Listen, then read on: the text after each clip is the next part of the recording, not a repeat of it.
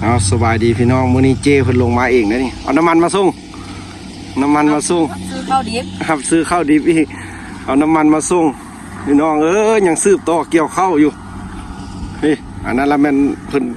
ใส่แรงงานคนปั้นแล้วก็เกี่ยวอันนี้ก็เจ้เพิ่นเอาน้ำมันมาส่งสามีเพิ่นพี่น้องชีวิตบ้านเฮาบ่เคยเห็นรถเกี่ยวข้าว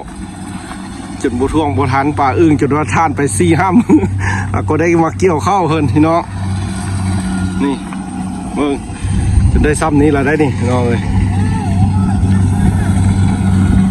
ป่าอึ่งมาเลยเดี๋ยวสิไปสัมภาษณ์เพิ่นพี่น้องเลยเจ้เพิ่นเอาน้ำมันมาส่งเจ้าของรถเกี่ยวข้าวพี่น้องลงมาแล้วเพิ่นก็ซื้อข้าวพร้อมได้นี่เป็นจังไดเป็นจังไหนเอาอีกวันนี้มือนี่เอาเท่าไหร่เอา100เอา100โหได้เท่าไหร่ละ1ใน24ข้อแล้ว1ใน24ข้อ1 26ข้อแล้วนางงามที่สุดพี่น้องของป่าอึ่งขึ้นผ่านไปจนเป็น4-5 มื้อแล้วก็ได้มีรถมาเกี่ยวอีกรถแบบโบท่วงโบทันพี่น้องเลยแบบไผ่กระต้มการเกี่ยวบุกขายมาจากไหนบุกขายที่เข้านี่ขายหมดเลยต้องกินทั้งนึงโอ้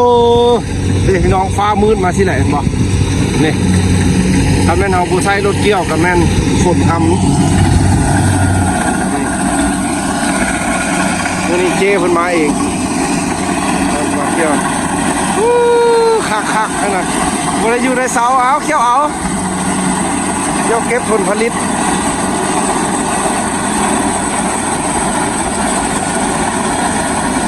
ชีวิตบ้านให้บ้านนาพี่น้องประชาชนกำลังเร่งผลผลิตบ้านเราพี่น้องเลยคือคลิปนี้คือเขาได้เอ็ดไว้ก่อนว่าจะมาเอ็ดคลิปให้พี่น้องเบิ้งนาป่าอึ่งนี่พี่น้องนาเพื่อนนี่หัวงามก้อนหมู่พี่น้องนาป่าอึ่งว่าเสี่ยวร้อยเป่าได้นี่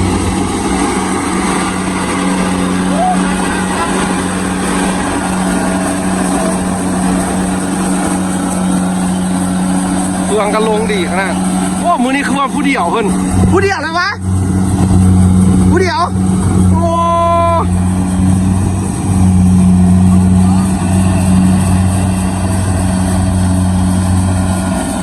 รถนี่จะไม่ได้เอาขึ้นห้องนาเลยเนาะรถนี่เนาะเลยประจำอยู่นี่เลยพักพี่น้องเลยผู้ใดมีก้อนหมูกับสิได้โอกาสก้อนหมูพี่น้องเลยไล่เขาได้นี่ไล่เขานี่เป็นเงินนี่โอ้ลงละพี่น้องมือก่อนหัน500,000วันนี้เอา450,000แล้วเพื่อนว่าแบบนาโน้นเนาะคัดตัวใดรูปเขาก็จะค่อยเอาแหง450,000เด้อพี่น้องบ้านนี้นะคันนาตัวใดรูปแล้วเพื่อนจะเอา500,000นาแบบมันไปยากขนาดพี่น้องแบบเพื่ออยู่โดดเดียวอยู่ไกลสิพี่น้อง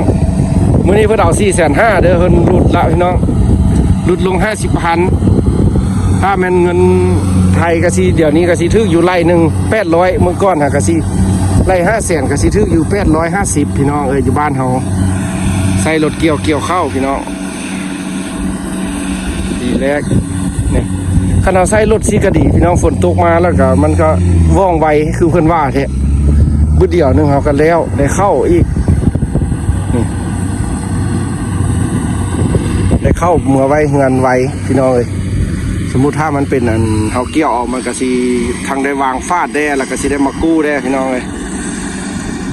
นี่เราก็สิมาถ่ายพี่น้องเบิ่งอันนี้นะปลาอึ่งพี่น้องนี่สมมาสิได้100เป่าแท้ใช่พี่น้องเลยนี่บวมงามเข้าเราพี่น้องพี่น้องสบายดีเด้อคือเขาได้คิดไปว่าเขาสิมาถ่ายนะปลาอึ่งอีกเพราะว่านานี่งามแหงพี่น้องนาเพิ่นแถวนี้นะว่างามเลิศกันหมู่เลยวันนี้เขาก็ได้มาเอ็ดคลิปให้พี่น้องเบิ้งตอนนี้ก็อยู่ทุ่งนาพี่น้องเขากำลังเก็บเกี่ยวได้เอ็ดคลิปให้พี่น้องเบิ้งเพราะว่านาเพิ่นงามพี่น้องเพราะว่าเพิ่นมักในการเกษตรที่นี่แล้วก็ถ่ายเบิ้งว่าสิได้จากเป่าพี่น้องนะต่ออื่นเพิ่นว่าสิเอา100พี่น้อง100เป่าว่าซั่นวันนี้ก็ลงมาที่แล้วก็สิซอยเพิ่นเข้าขึ้นรถพี่น้องเมียเพิ่นบ่มาอีกน้องเฮ็ดนาคนเดียวเพิ่นว่าเมียคุมส่วนครัวพักพี่น้องเลยสะดวกสบายบ้านเขาแล้วโอ้ กอยู่เมืองไทยเพิ่นน่ะว่าเป็นรถที่แบบรถไซส์เป่าแล้วเพิ่นว่าน่ะพี่น้องเพิ่นมาเม้นเฮาน่ะแบบว่าเพิ่นจะเกี่ยวเป็นแบบเป็นในถังเพิ่นละบัดเฮาแล้วเราจะค่อยไปทอกมาเดี่ยวเพิ่นว่าพี่น้องแนวนั้นแต่บ้านเฮายังบ่มีพี่น้องรถอัดเฟืองเห็นเพิ่นมาเม้นเนี่ยเฟืองกระทิ่มอยู่ตรงทุ่งนานี่เลยเฟืองน่ะพี่น้องรถอัดเฟืองยังบ่มีแต่ใช้รถยันมาแก้เอาไปกล่องใส่เดินใส่คังไว้พี่น้องให้งัวกินคือว่ายังบ่มีรถอัดเฟืองอยู่บ้านเฮาเด้อพี่น้องเลยถ้ามีก็สิสะดวกสบายอีกอย่างอีกบัดนี้ต่อไปก็สิคือเพิ่นมาเม้นเนาะว่าอยู่บ้านเฮาต่อไปก็สิบ่มีแล้วใส่คนเกี่ยวข้าวเกี่ยวน้ำพี่น้องเอ้ยสิมีแต่รถแต่รางคนเฮาก็สิได้ไปเอ็ดเวียกเอ็ดงานอันอื่นไปหาเงินทางอื่นพี่น้องเอ้ยอันนี้นาเป่าอึ่งลองเบิ่งคนสิเอา100เป่าถ้าเบิ่งมื้อนี้สิเป็นเท่าใดสิได้เท่าใดแล้วคนสิขายบ่หรือจังไดถ้าเบิ่งพี่น้องเอาฝนมาแล้วพี่น้องบ้านนี่นะ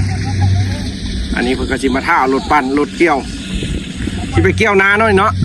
เอารถเกี่ยวฝนมาโป๊กฝน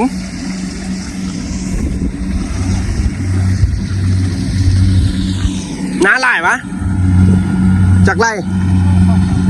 โอ้2-3 ไร่เขาโอ้2-3 ไร่เขาพอดีงามใส่รถนี่แหละมันสบายก็เบิ่งเด้ปลาอึ้งเฮ็ดฝนตกก็ยังเกี่ยวได้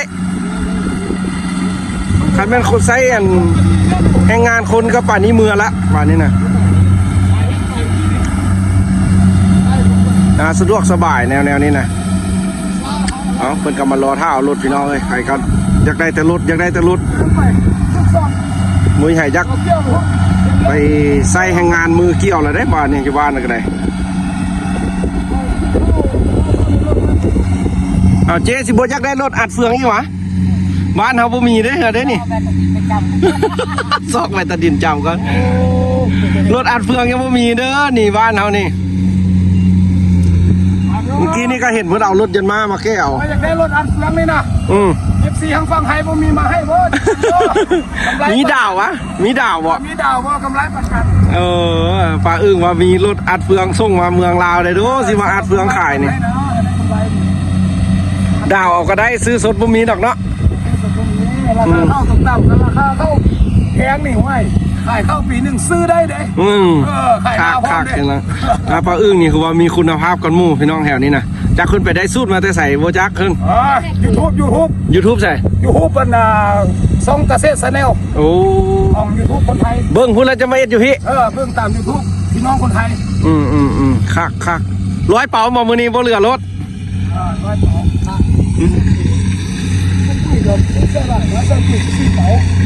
เพิ่นว่าเน้นตัดหน้าคันนาบ่ให้น้ำคาดนาเพิ่นว่านี่ยังหลายนาเพิ่นสิฮอดแท้พี่น้อง100เป่านะ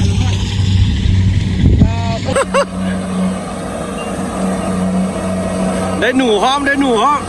นูหลายอย่างว่ามันกัดเข้านะ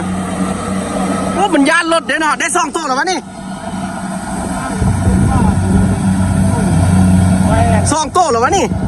มันเอามาครอบคณะลามันบ่ได้แม่มันนะอยู่โอ้เมื่อวานนี้เด้เขาอุ้ดแล้วว่าแม่มันอ้อตัวใหญ่ได้ตรงนั้นน่ะได้2ตัวแล้วพี่น้องหนูนกกระหลายนกก็มาตอมรถบ่เคยเห็นนกกระไดนะบ่เคยเห็นรถนกกระไดว่าแต่คนเอาอันนี้แล้วนี่แล้วก็สิไปนาเพิ่นพี่น้องเลยอยู่พุ่นละเอาไก่นั่นนึงเดินทางไก่นั่นนึงคักพี่น้องชีวิตบ้านนานี่นะ